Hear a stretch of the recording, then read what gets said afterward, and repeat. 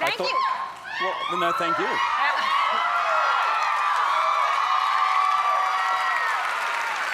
I think I said the movie opens tomorrow. It opens today, right? It opens today. It opens today. Cool. And so people are so excited about this new movie. Everybody is so passionate about this movie. You must have insane fans. The fans are, well, I don't want to call them insane. There are a couple of insane ones, but, you know, people love the series. I was not a comic book fan myself growing up, but I think the movies are great. You don't have to have liked the comic book, but I've met a couple of people I put in the insane category. There's one guy at a restaurant in New York.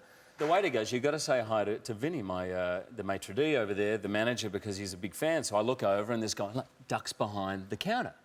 And then he's like poking his head up and ducking behind. I thought this is a little odd. So I said, bring him over. So he comes over, sweating and shaking.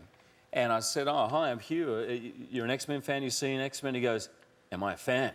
I said, yeah, have you seen it? He goes, and he just takes his shirt off in the middle of the restaurant, and his whole back is tattooed with Wolverine, a colour tattoo, right? Wow. Yeah. I got a little frightened at this point. Yeah.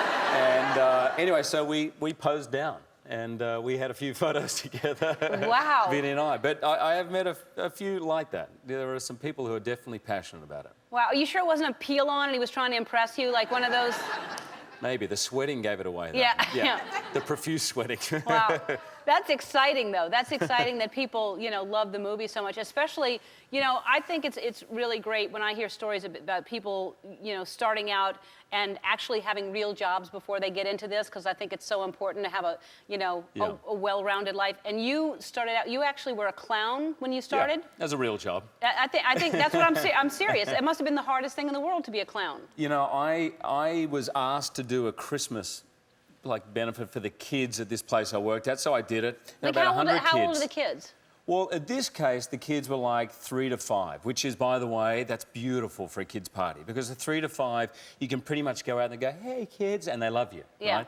But I made the mistake. I got a few gigs, and I rented a clown outfit, and I kind of never gave it back. So it was the same clown outfit. I had the red, fluffy wig and the nose, and I was called Coco, and my friend was called Bozo, and we were really pathetic. And anyway, so we made the mistake of getting this gig for a 6 or 7-year-old's party. I can't remember which age. Never do a 6-year-old party, ever, even if you are the most talented, because, like, 5 minutes into it, this kid goes, Mummy! This guy's not even a clown, it's just a man. And I figured that you can get away with a lot of energy and a love of children, but that's not true. Well, No. and you have kids now, right? I do have kids. And what is your kid's name? I have 2 children, Oscar and Ava. Ava is 9 months old, and my boy just turned 6 on the 15th of May, although to him, he's been 6 for about 5 months. Oh, now. yeah? Yeah. So it started with you know, how old's your son? I'd say, oh, you know, he's 5, and Dad, I'm 6.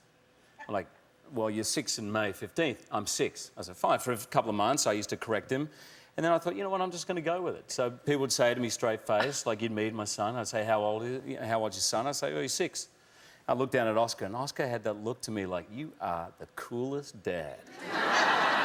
And I kind of felt like I was trying to get my son into a nightclub or something like that. You know, so sweet. but, you know, what? I've seen this here. What? This is, can I show this? Do we have time to show this? Do I have time to show one of my tricks? Yeah, sure, go ahead. Okay.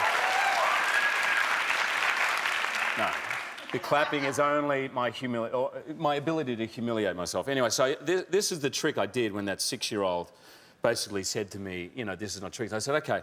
So I grabbed a handkerchief and I pull it through like that. I'm like, now look, I'm going to make this handkerchief move because I have here a pin that I brought, and if you'd just like to thread that pin with some thread, straight through. Okay. Good, Yeah. very good. That's excellent. Now I'm going to go straight through, and I'm going to pull that. Okay, you're watching now. Watch carefully, because oh, it's the magic thread. Look at that. Oh. So you can see why I gave it up. Yeah, yeah. You had me, I was hooked. You're too nice. We have to take a break. Do another. Come Stop on, it. more. We're back with Hugh Jackman. Jackman, and you also, not only were you a clown, but this is, I love that you had these jobs. You worked in a national forest somewhere? Something like that? Yeah, good researchers. Yeah. I worked for a very short period of time in the national parks as Ranger Hugh. Where is this? Yeah, with absolutely no qualifications in Australia, in Sydney, and I had my sidekick with me that was Kui Koala. Kui Koala was actually a woman called Susie who was asthmatic and was inside the 6-foot koala costume. And she almost passed out quite regularly, you know. And things, I don't know if it's the same the world over, but you have a 6-foot koala or someone in a koala suit, and any kid above the age of 5 and below 15 wants to punch him. And so I was always like, hey, it's Ranger Hugh, don't do that, kid. You know, it's a girl under there, she's asthmatic, and she's probably passing out. But we used to go to we were just given the job to bring awareness to the national parks. So we would go to national parks in Australia, like middle of nowhere, acreage. There'd be a family, you know, 200 yards over there, having a barbecue on a Sunday. And I'm holding Kui Koala, and we just walk on over to them. How you guys doing? You having a good day in the park? And they're like, yeah.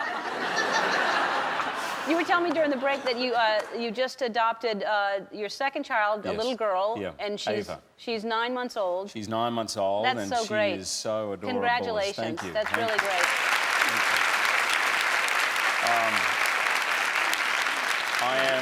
I am truly kind of like mush. I can feel it already. It's bizarre because I am in the family probably the disciplinarian, and with my son, he would definitely agree that I was the tough one, but I can already feel with Ava that I'm just going to be pathetic. Yeah.